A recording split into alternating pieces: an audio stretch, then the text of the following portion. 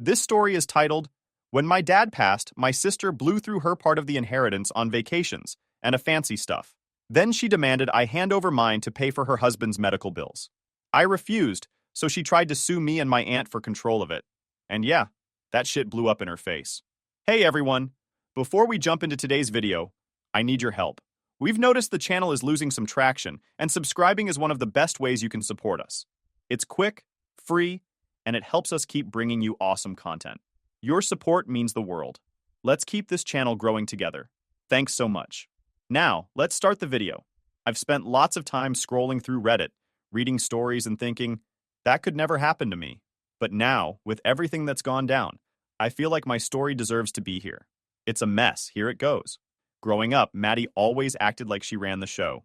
She's 27 now, married to this dude Jason, who's basically her arrogance in male form. Meanwhile, I'm 17 and finishing high school, living with Aunt Susan after Dad passed away because Maddie's too busy throwing tantrums to deal with real life. Oh, and Maddie and Aunt Susan? They've never gotten along. They've been enemies since, forever. To explain this properly, Maddie's a control freak. She's the kind of person who loves being in control. When we were kids, she'd take over everything. Game night? Maddie had to pick the game. Movie night? It had to be Maddie's favorite movie. And if she didn't get her way, cue the world's most passive-aggressive tantrum. It worked most of the time, except with Aunt Susan. Aunt Susan didn't play Maddie's games, and Maddie hated that. I still remember this one time when we were younger. Dad was sick, and Aunt Susan came over to help out. Maddie was supposed to be doing the dishes, but instead, she was texting Jason and pretending not to hear anyone. Aunt Susan, being Aunt Susan, told Maddie to get off her butt and finish her chores. Maddie rolled her eyes and muttered something like, "You're not my mom." Aunt Susan didn't miss a beat. She said, "No, but I'm not your maid either, so get moving." Maddie did the dishes, but she slammed every plate and cup like she wanted to shatter them all. Afterwards, she ranted to me about how Aunt Susan was always on her case and trying to act like she's in charge. I didn't say anything, but honestly, Aunt Susan was right. Maddie's resentment of Aunt Susan only grew as we got older. Aunt Susan would show up to help Dad with stuff Maddie should have been doing. She'd drive him to doctor's appointments, help with bills, and make sure there was food in the fridge. Maddie called it interfering. She said Aunt Susan was trying to control the family. I called it stepping up. Maddie didn't want to see it that way because it made her look bad. By the time Jason entered the picture, Maddie had perfected her golden child act. Jason worshipped her, and she loved having someone who thought she could do no wrong. Aunt Susan, of course, didn't like Jason from the start. She said he was arrogant and fake, which, spoiler, he was. But Maddie didn't care. She acted like Jason was the best thing that ever happened to her and ignored everyone who disagreed. Jason wasn't just arrogant. He was a full-blown jerk. Every time he came over, he had something snarky to say. If Dad cooked dinner, Jason would make a comment like, "Well, this is interesting." If I mentioned my plans for med school, he'd laugh and say, "Better have a backup plan, kid. Not everyone's cut out for that." Maddie never stood up for me. She just laughed along. Like Jason's rudeness was some kind of joke. Aunt Susan, on the other hand, didn't hold back. She'd shut Jason down with a sharp comment, or just straight up ignore him, which drove him nuts. Maddie's relationship with Aunt Susan got worse after she married Jason. She barely showed up to family gatherings. And when she did, it was only to make some dramatic exit after arguing with Aunt Susan. I remember one Thanksgiving where Maddie started ranting about how some people in the family didn't respect her marriage. Everyone knew she was talking about Aunt Susan, but Aunt Susan just shrugged and said, "Respect is earned, not demanded." Maddie left in a huff, dragging Jason with her, and we didn't hear from her for months. Despite all this, Aunt Susan never stopped being there for me and Dad. She wasn't just an aunt to me, she was like a second parent, especially with how much Maddie was checked out.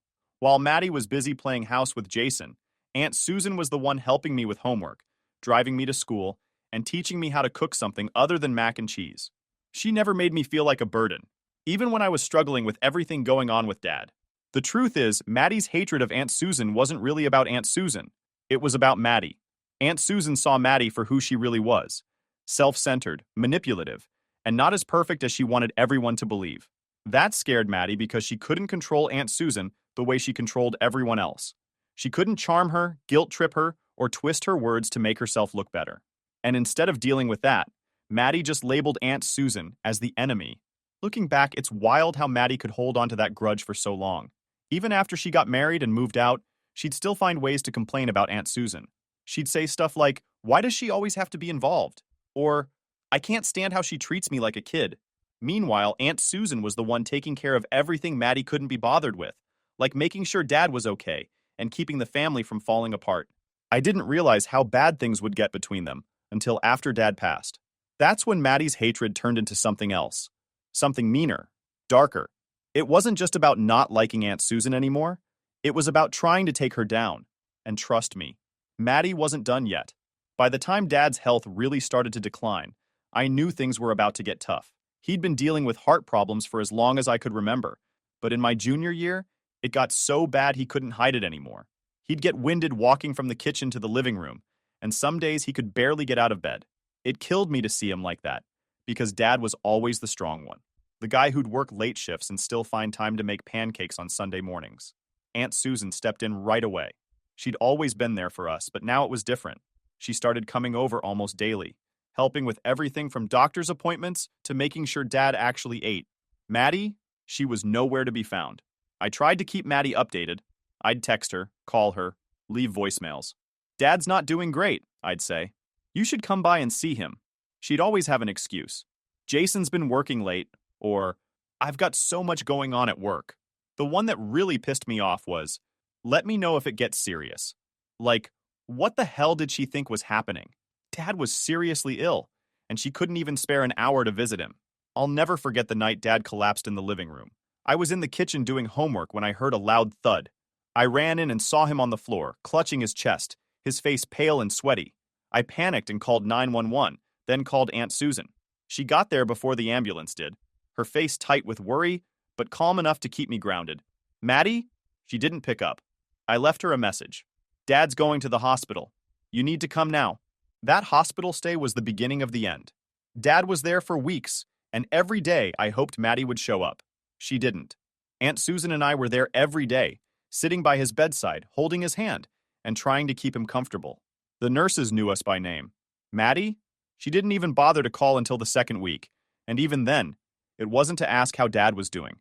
It was to complain about how hard her life was with Jason's health issues. Now, here's the thing about Jason.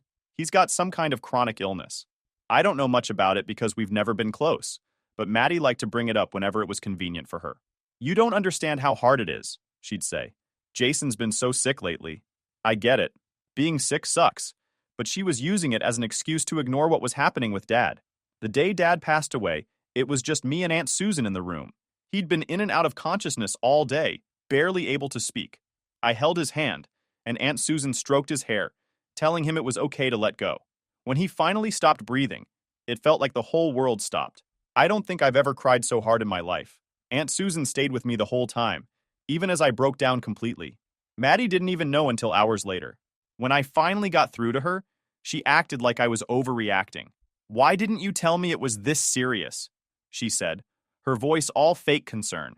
I wanted to scream. I had been telling her. For weeks. She just didn't care enough to listen. Maddie didn't show up for the funeral either.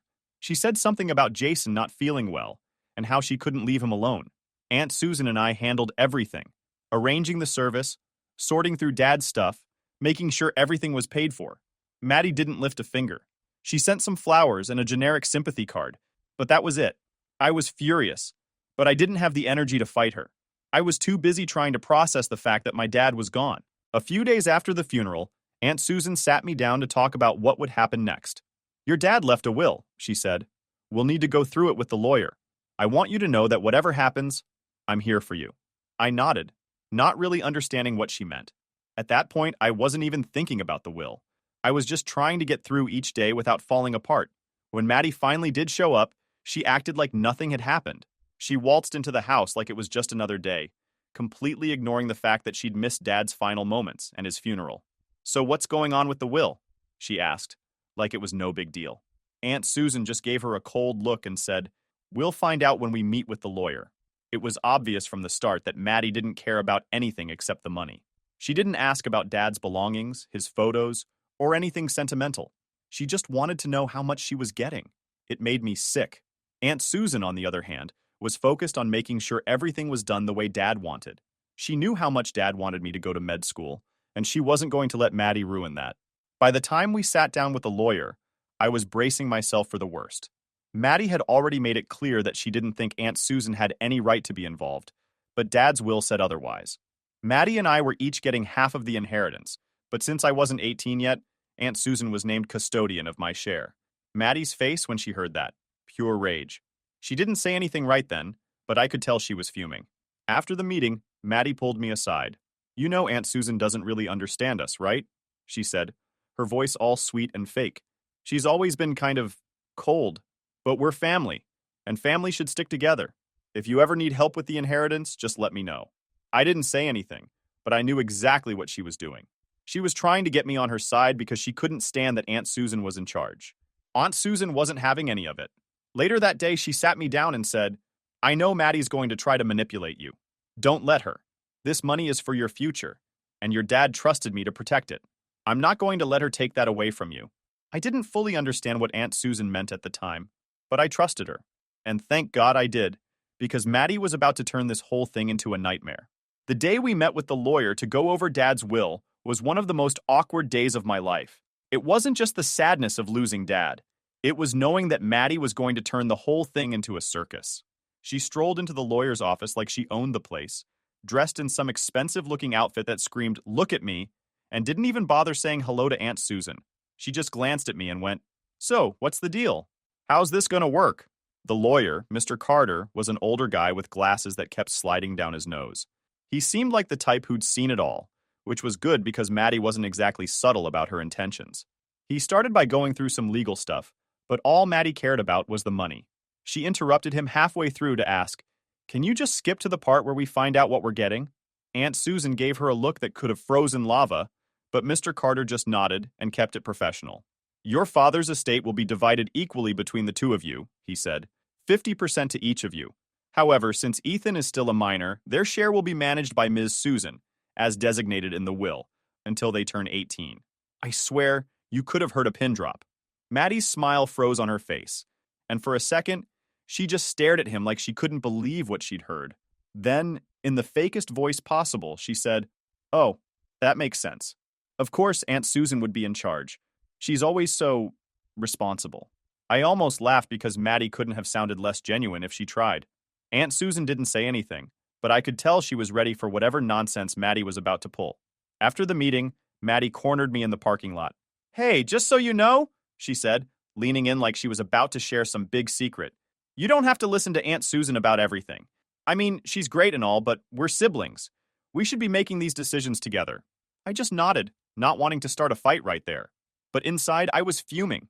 Maddie had spent years bad-mouthing Aunt Susan, calling her controlling and overbearing, and now she was trying to act like they were best friends? It was so transparent. It was almost pathetic. Aunt Susan must have seen the look on my face when I got into her car because as soon as we pulled out of the parking lot, she asked, "What did she say to you?" "Just the usual," I said. "She thinks we should be making decisions together." Aunt Susan sighed, gripping the steering wheel a little tighter. I knew this was coming. Maddie's never been one to let something like this go. "Listen to me, Ethang. Your father trusted me to manage this money for a reason. He wanted you to have a future, to go to med school, to have the life he dreamed of for you. Don't let her guilt you into giving that up." I nodded. She was too stubborn to let something like this go without a fight. It didn't take long for Maddie to show her true colors. Over the next few weeks, she started showing up at Aunt Susan's house more often than she ever had before. This was the same Maddie who used to avoid family events if Aunt Susan was going to be there. And now she was dropping by unannounced like it was the most natural thing in the world. She'd bring pastries or flowers, acting all sweet and charming, but it was so fake it made my skin crawl. "Family is so important," she said one day while sitting in Aunt Susan's living room, sipping tea like she actually cared about anything other than herself. "We've all been through so much, and I just think we need to stick together, you know?" Aunt Susan wasn't buying it. "What do you need, Maddie?" she asked bluntly. Maddie blinked, her fake smile slipping for just a second before she recovered. "Nothing. I just wanted to check in, see how you two are doing. Is that so bad?" Aunt Susan didn't respond, and the silence was so thick you could have cut it with a knife. Eventually, Maddie stopped pretending and got straight to the point. One afternoon, she showed up at Aunt Susan's house with tears in her eyes and a sob story about Jason's health. Apparently, his chronic illness had taken a turn for the worse, and he needed surgery, expensive surgery that their insurance wouldn't fully cover.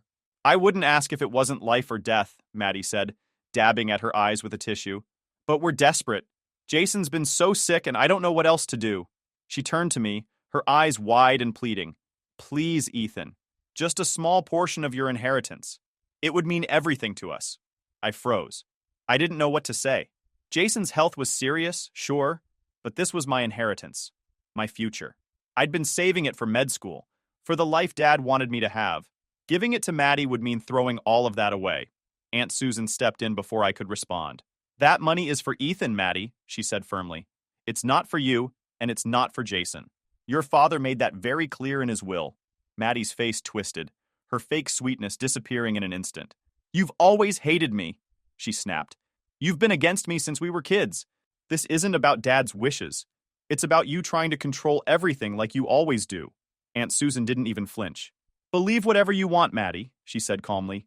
But that money isn't going anywhere. Maddie stormed out, slamming the door behind her. I thought that would be the end of it, but I should have known better. Maddie wasn't done, not by a long shot.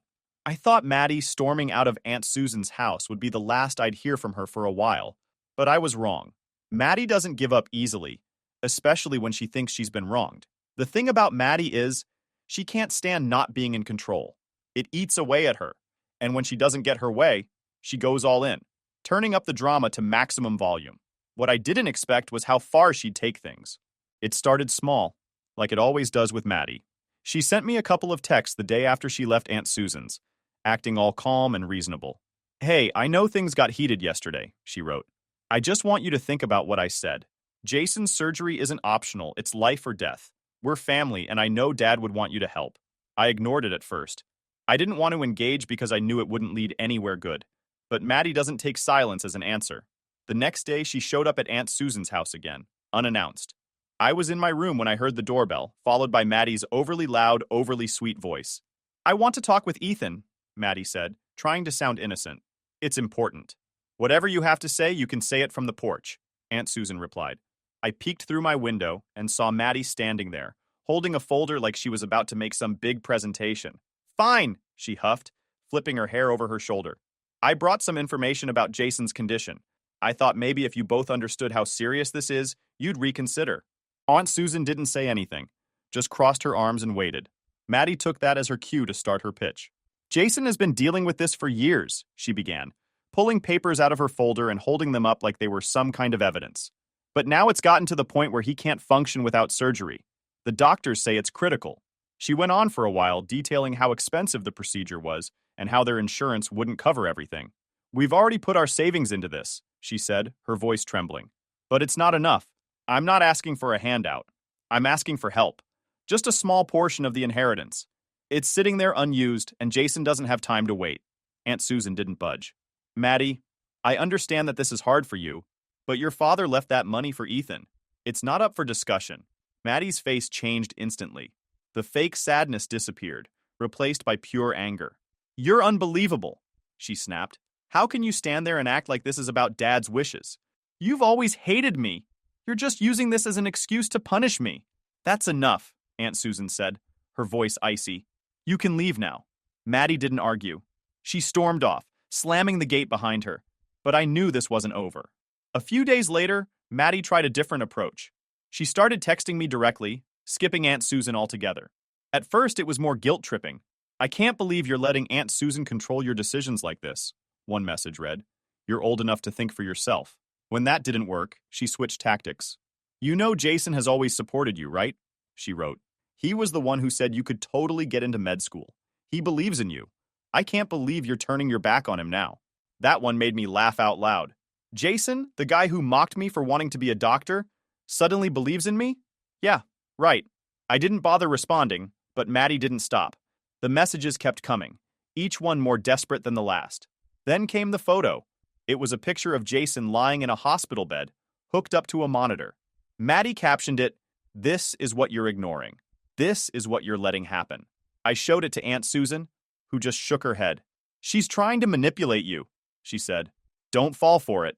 When the text didn't work, Maddie escalated. One evening, Aunt Susan got a call from someone she hadn't spoken to in years, our cousin Lauren. Maddie had apparently reached out to her and spun some sob story about how Aunt Susan was hoarding my inheritance and refusing to help a dying man. Lauren called to get Aunt Susan's side of the story, and when Aunt Susan explained what was really happening, Lauren was furious. She tried to make me feel guilty for not stepping in to help, she said. What's wrong with her? It wasn't just Lauren. Over the next week, Maddie reached out to other family members, trying to rally them against Aunt Susan. She framed it like Aunt Susan was some kind of villain, keeping me under her thumb and refusing to help Jason out of spite. Most people saw through her, but a few bought into it, calling Aunt Susan to express their concern. I couldn't believe how far Maddie was willing to go. It wasn't just about the money anymore. It was about winning. She wanted to break Aunt Susan, to make her cave and give in just so Maddie could feel like she was in control. The breaking point came when Maddie showed up at Aunt Susan's house with a lawyer. She didn't warn us, didn't call ahead. She just showed up, demanding to talk. Aunt Susan answered the door but refused to let Maddie inside. What do you want now? She asked, exasperated. Maddie gestured to the lawyer beside her. I'm filing a legal petition, she said, her tone smug. You've been manipulating Ethan and mishandling the inheritance. I'm asking the court to remove you as custodian and appoint me instead. Aunt Susan didn't even blink. Good luck with that, she said, slamming the door in Maddie's face. After that, it was official. Maddie wasn't just trying to guilt me into giving her the money, she was trying to take it by force.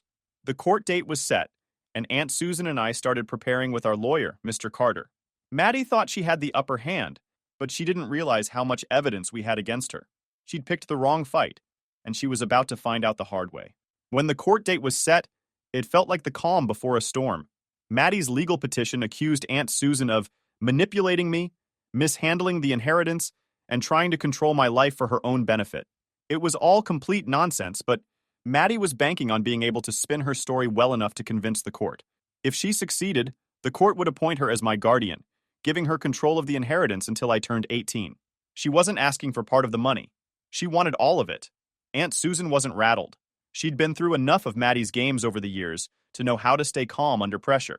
We worked closely with Mr. Carter, our lawyer, gathering every piece of evidence we could to show the truth about Maddie's motives. Maddie arrived at court with her lawyer and Jason in tow. He looked out of place, sitting in the back of the courtroom with a scowl on his face like he'd rather be anywhere else. Maddie, on the other hand, was in her element. She walked in like she was the hero of some dramatic story, all fake confidence and exaggerated concern. Her lawyer started by painting her as the caring sister, someone who only wanted what was best for me. My client's sole intention is to protect her brother, the lawyer said. She is deeply concerned about the influence Miss Susan has over him and believes that the inheritance is not being managed in his best interest. I could feel my blood boiling as I listened. Maddie hadn't cared about me or Dad for years, and now she was pretending to be my savior. Aunt Susan must have noticed my clenched fists because she gave me a small nudge, silently telling me to stay calm. When it was our turn, Mr. Carter dismantled Maddie's argument piece by piece. He started with the bank records, which clearly showed that Aunt Susan hadn't touched a single cent of my inheritance. The funds are being held in a custodial account, as outlined in the will, Mr. Carter explained. There is no evidence of mismanagement or improper influence. Then came the part that completely flipped the narrative. Maddie's financial records. Mr. Carter had filed a request for them as part of the case, and the results were exactly what we expected. Maddie had blown through her half of the inheritance in just 6 months. There were charges for a brand new SUV, high-end kitchen appliances, luxury vacations, and countless other unnecessary expenses. It painted a clear picture of someone who was financially irresponsible and desperate. Finally, Mr. Carter presented the text messages and voicemails Maddie had sent me over the past few weeks. The court listened as her voice echoed through the room, pleading, demanding, and even threatening. "You're sitting on all this money while my husband is dying," one voicemail said. "If you don't help, you're going to regret it." The judge's expression hardened as the evidence piled up. Maddie squirmed in her seat, her confidence slipping with every passing minute. When it was my turn to speak, I stood up and took a deep breath. This was my chance to tell the truth, and I wasn't going to waste it. "Your Honor," I began, "this case isn't about protecting me or my inheritance. It's about my sister refusing to take responsibility for her own choices. Maddie received the exact same inheritance I did, half of everything my dad worked his whole life to leave us. She spent her share on luxury items and vacations, and now she's trying to take what's left of mine to fix her mistakes." I glanced over at Maddie, who was glaring at me with a mix of anger and disbelief, but I didn't stop. Over the past few weeks, Maddie has harassed me with messages, tried to guilt me into giving her money, and even involved other family members in an attempt to pressure me. She's not here to protect me. She's here because she wants control. My aunt, on the other hand, has done nothing but support me.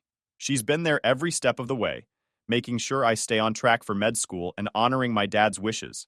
If it weren't for her, I wouldn't even be here today. I sat down, my hands shaking slightly, but I felt a weight lift off my shoulders. I'd said everything I needed to say, and there was no taking it back.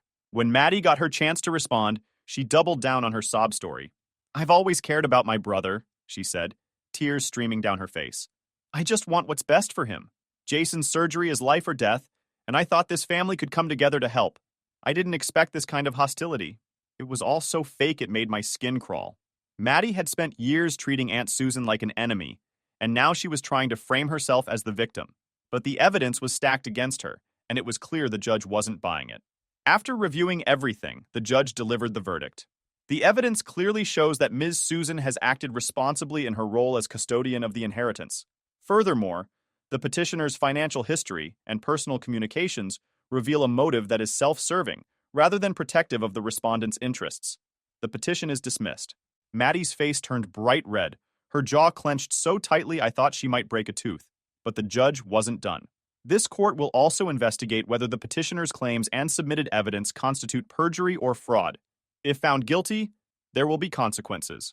After reviewing, she was found guilty of filing false claims and trying to commit fraud, and the consequences hit her hard. They fined her for wasting court resources, ordered her to go to counseling to deal with her manipulative behavior, and slapped her with a restraining order to keep her away from me and my aunt. I could barely contain my relief. Aunt Susan gave my shoulder a small squeeze, and for the first time in weeks, I felt like I could breathe again. As we left the courtroom, Maddie tried to catch up to us, but Aunt Susan shut her down with a single look. "We're done here," she said firmly. Maddie stopped in her tracks, her hands balled into fists, but she didn't say anything. She knew she'd lost. Jason stayed silent the whole time, probably realizing there was no way to talk his way out of this mess. The two of them left together, Maddie muttering angrily under her breath, but I didn't care what she had to say anymore. The fight was over, and we'd won. Walking out of that courtroom, I felt like I finally had control of my life again. Aunt Susan and I had stood our ground, and Maddie's schemes had backfired spectacularly. She thought she could manipulate me and everyone else to get what she wanted, but in the end, she'd only exposed herself for who she really was. And now, she couldn't touch me, or my future.